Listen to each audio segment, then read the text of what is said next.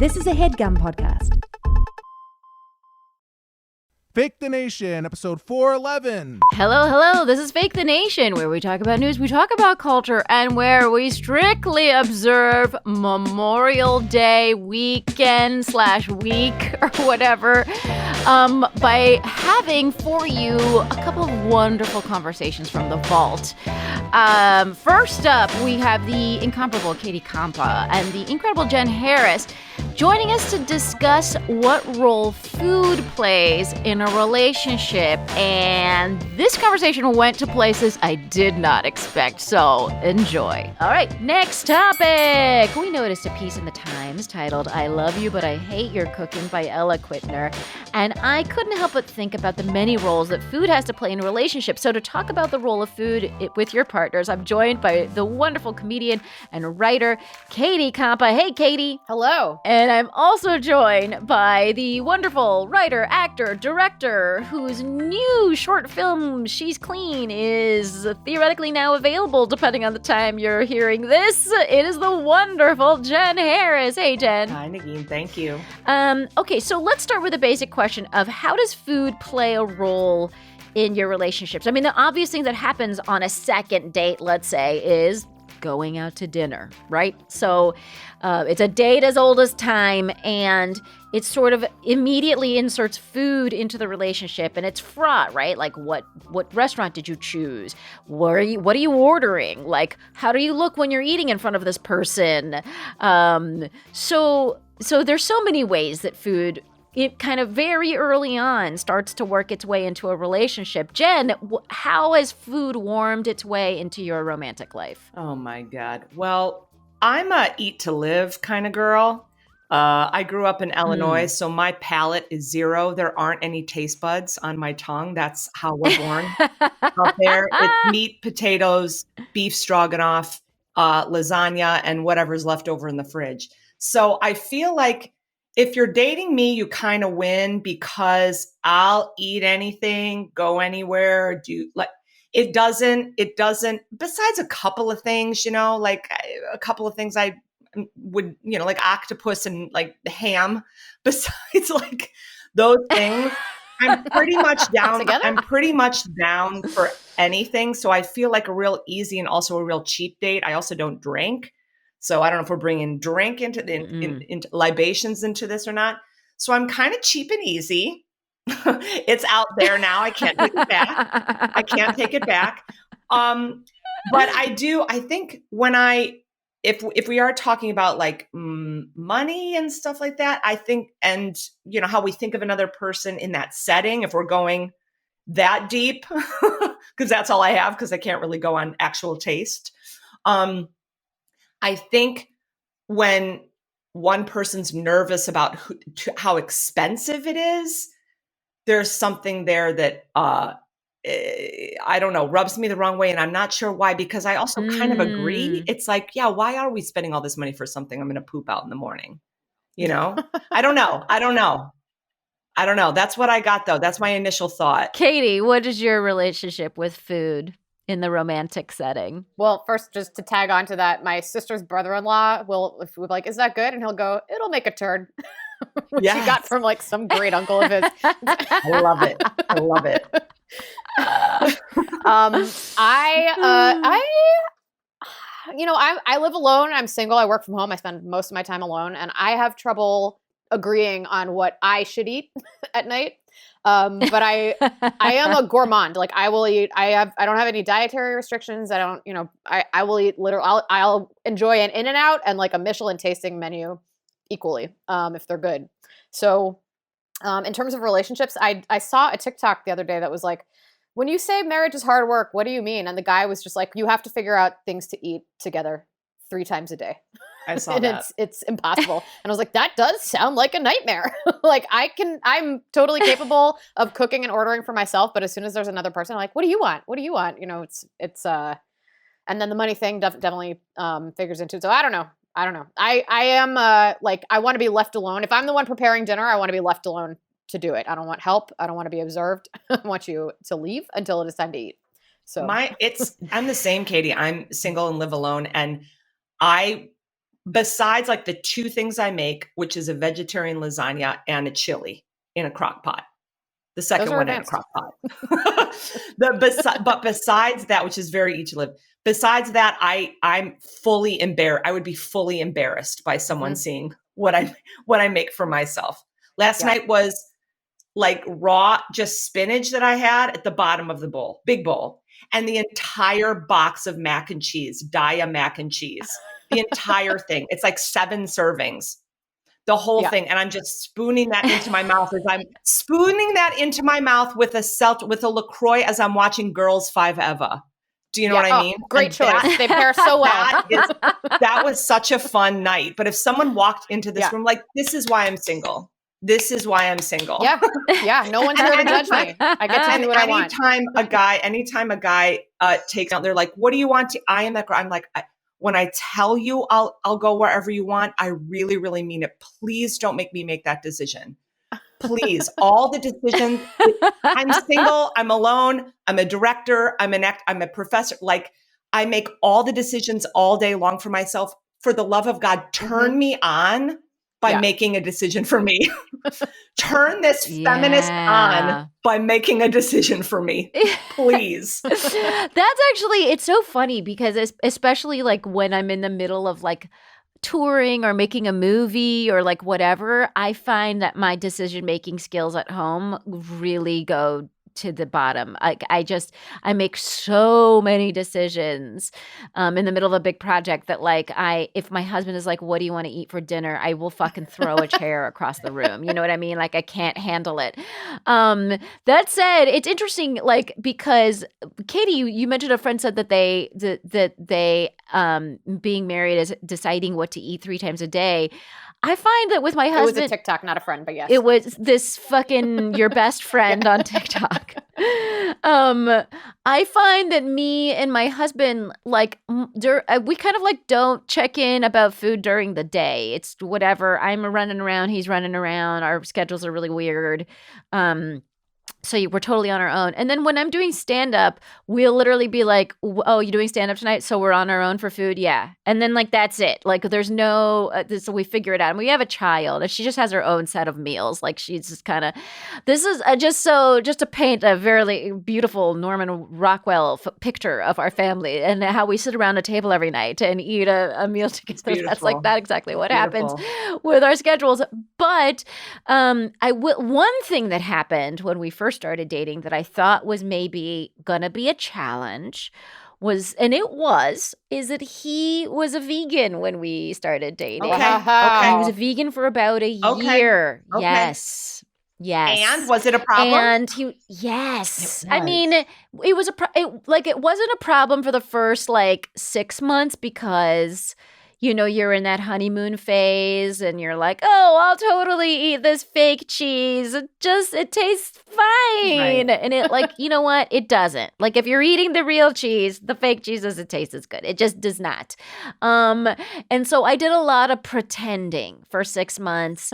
You know, you liked him. It's funny. Like I remember there's a lot of pretending in the first 6 months. There's just general pretending in the first 6. So I did that with food. And I remember just thinking, God, I hope this doesn't last. And you know what's really, I mean, the cutest thing about the first 6 months is when my parents met him. They met him like 4 months in, which is very early, but that's what happened. My mom made a bunch of Persian dishes for him with vegan fucking stuff. That's so nice. She like converted Persian dishes into vegan whatever. And I was so proud of this little immigrant lady. I love her. Just like discovering tofu. It was really, really cute. But then when he decided to not be a vegan anymore because he was just like felt like he didn't have any energy, we were all very happy. So he went from being vegan for like 2 years to just like fully like, where's the fucking steak? Yeah. Like he is now just a very big meat eater, you know? So that felt very good. And it was, I have to be honest, he made me a meal once in the first, maybe it was after the first 6 months, but he was still vegan. He made me some kind of meal. And around that time, I had also taken a zinc. And I don't know if you've ever taken a zinc, but if you take a zinc on an empty stomach. Oh. Now, I've never thrown up from taking a zinc, Oh, God. except for the one time my husband decides to make me a meal. Ooh. And it was, honestly, the meal was terrible. He's a horrible cook. And I fucking threw up, like really dramatically Wow. threw up. And I was like, no, it's the zinc. And he's like, no, I know what I made was terrible. And it was terrible. But I think I'm a little bit, I mean, I love food and I love for it to taste good. So I think I have higher standards than you, Jen. You do. You disgusting Jen. You do. I'm But a pile of farm dung. you really are, Yep. because your description of your dinner last night, I found so tragic. Disgusting. Really. Oh, I It's make that, but I put disgusting. peas and carrots instead of spinach. But I'll be trying the spinach. Wait, That's I added good too. peas. I lied. I added peas. Oh, Katie. nice. I Okay. added peas. Excellent. Frozen. Oh, well, Good for suddenly texture and it sounds even more sad. It's so gross. But honestly, like Katie and Negin, I have to like remedy myself. Take me to Nobu and I can order. Like take me to like omakase. Like Yeah, I can yeah. do it. I can do it. Mhm. I just Right, I right. really need to be lifted. I really need to be lifted Yeah. and set down, and I am there. Yes. I am there. And listeners, you know, if you're looking, Jen needs someone who can cook. I need someone who can cook and who wants to make decisions. for Save me. her from these depressing fucking meals. Mhm. You know what I mean? You know what, Negin? Because I don't even know if I wanted to know that about you. Because now I feel I feel like I need to send you some food. Well, do that. Second of all, right, there's something that's like, would you trust a director with your work to like make interesting and connected decisions when they Right. can't for their own meal? So I'm not really selling myself as a It's a different skill. I'm not selling myself as a problem solver, but thank you, Katie. But you know what, Negin, may I say, It's a different I'm just skill. going to lead, even if you weren't leading us down this path, I'm going to go ahead and do it. I really appreciate you trying to set me up on your podcast. I really appreciate a podcast called Fake the Nation that is trying to help me out, because my friends won't do it. They won't do it. They just won't do it. That, and first of all, my friends will attest to this. If I ever find out that someone's single, they go into a database in my head where I'm like desperately trying to figure out who to match them up You with. are a rare And angel. You're an angel. I love setting people up. I fucking Do you love have setting people any wins? up. Any matches that have taken? Say them Well, out there loud. was like Say them there out was loud. a Put them on the spot. There was a couple that met that sort of were invited to a party for meeting purposes, and they did meet and they did fall in love and they did get married and they did have 2 children. Okay. So I'm gonna say that was a win.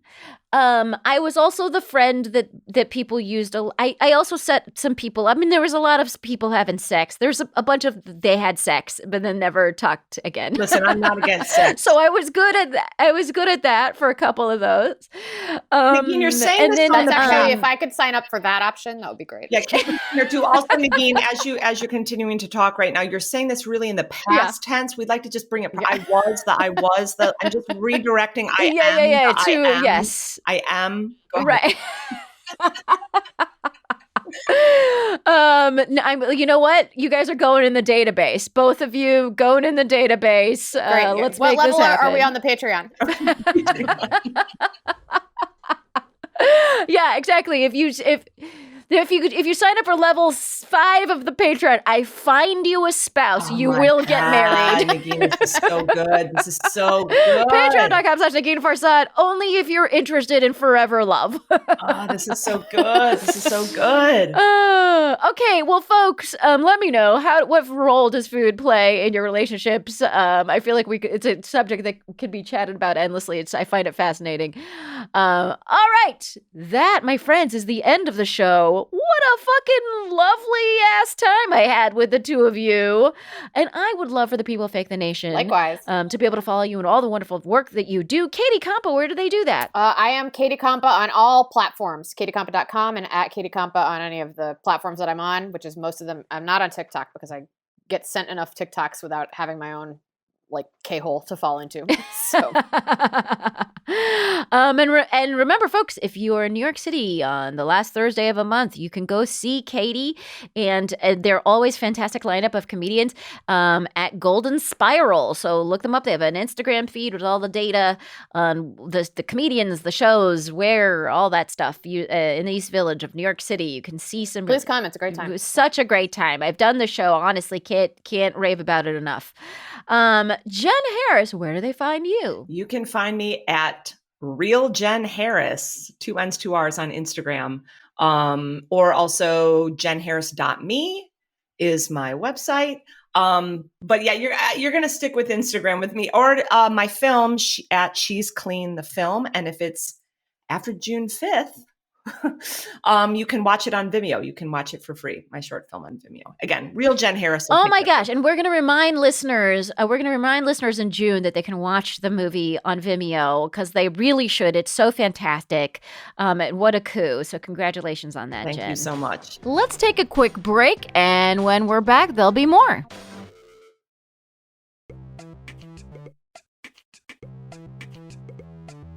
And we are back. And for this next segment, we're joined by the wonderful comedian Greg Proops and the wonderful comedy writer Andrew T. And they are here to discuss an interesting conundrum of friendship. And next topic. We read a letter to Miss Manners, and to join me in discussing the ins and outs is the incredible comedian and host of the podcast, Yo, Is This Racist? Andrew T. Hey, Andrew. I thought you were introducing Greg. I'm sorry. Thank you. Hi. And nice to be we here. are also joined by the additionally incredible comedian and a host of the podcast, the smartest man in the world. It is the wonderful Greg Proops. Hey, Greg. Hi, Negin. Hi, Andrew. Good afternoon, or whatever time it is where you are. It's yes, we're in the afternoons over here. The future is real. Let's get into the letter. The letter states, as a paid member of a tennis center, I was able to bring a non-member friend to play at an event. At that occasion, she met other members who invited her to return in the future and play as their guest. I don't know these other people, nor do they know me, but apparently they're all continuing to play without me. That strikes me as just plain rude. My friend was only at the event because I invited her and would never have met the others had it not been for me. I think that when she was first invited, she should have replied that she was there as my guest and included me in the playing group. Honestly, I do not feel kindly toward her any longer, nor do I feel inclined to invite her to anything ever again. Okay, so this is my question. Was there a point of etiquette here that was broken? Or better yet, was there an emotional friend breach?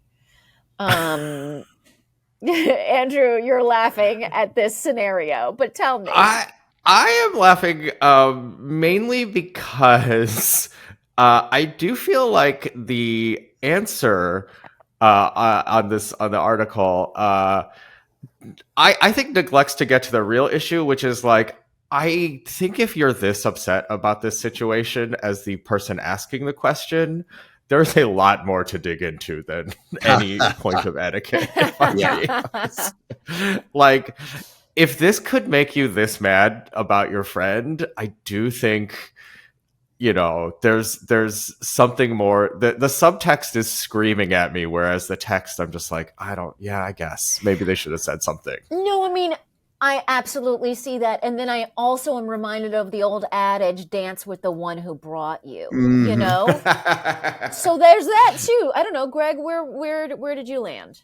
Well, I mean, there's always that feeling of abandonment when you like hip a friend to something and then they jump off and they're, run away from you. And you're like, wait, I thought we were, know. Mm-hmm. On the other hand, I can think of a million instances in my life, and I'm sure you guys can too, where you have a friend and then they introduce you to another person and then you become better friends with the person that mm-hmm. was their friend. Yeah. So I think this is how we work as primates. The next shiny thing that comes along. I mean, the tennis club thing to me speaks of a kind of exclusivity to begin with.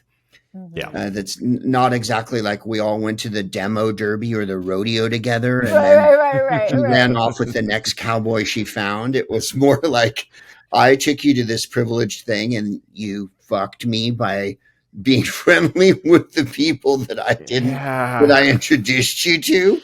So, but yeah, I remember going out with friends as a young person, and then they'd run off and leave you, and you'd think, well, fuck you. What about I didn't me? come here with you for you to abandon me at this gig. So, but I'm a Libra, and just to bring it up to an inconceivably shallow level where we all agree that 12 separate destinies are indicated by the stars each day.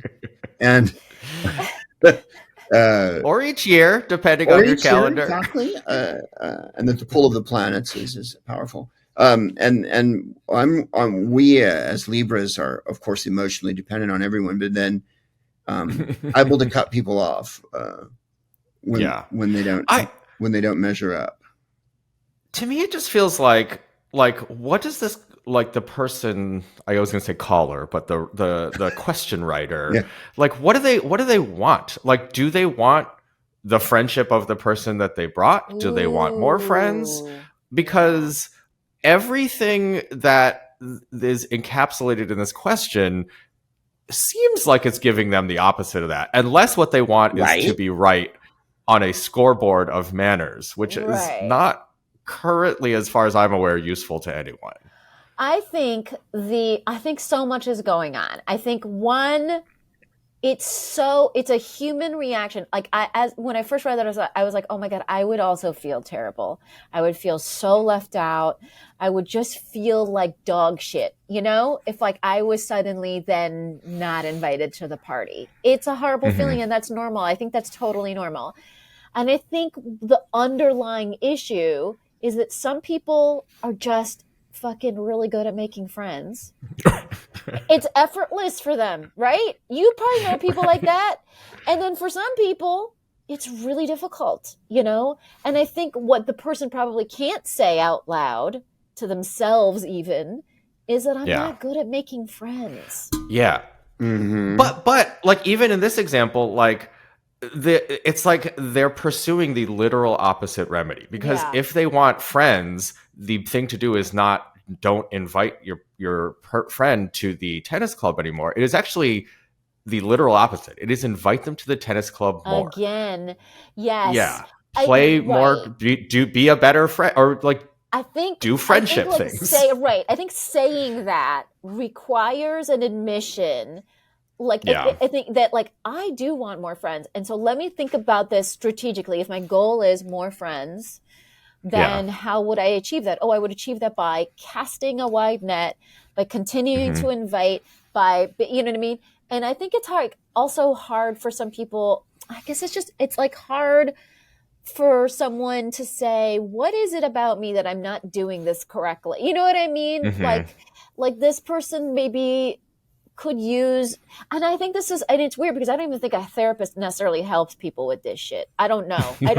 I think like there should be a separate person, not a career coach, not a therapist, a person that's just like, how am I behaving that I don't have the boyfriend I want, or the girlfriend I want, or the friends I want, or the invitations I want? Tell me the fucking truth. And then this person, this friend hermeneutic advisor could say to you, like, you are fucking not pleasant in the following ways. Let's fucking work on that, right? Like, I think that's what a lot of people kind of want. Not a lot of people don't need it, to be honest, but like some people need that, and like, wouldn't it be great if we just had that service? You know what I mean? What you need is a television older sibling, not a real older sibling, but like an older sibling as played on TV. Will get you this advice. Yes. That'll just say it to you straight because you're part of the family. You're not going anywhere. It doesn't matter. You're siblings. And they're good at saying it because it was written by a writer in a writer's room. And that is the end of the show. What a delightful set of conversations I got to have. I hope you enjoyed them as much as I did. Also, I hope you had a wonderful Memorial holiday. And if you would like to support the show, you can go to patreon.com/Negin Farsad, and you can support this show for as little as $1 a month, and $4 a month gets you bonus episodes of the very show that you know and love. So go to patreon.com/Negin Farsad to do just that. Otherwise, if you have any questions, concerns, ideas, we would love to hear them. You can email us at fakethenationpodcast@gmail.com. And otherwise, we'll be back in your earballs next week.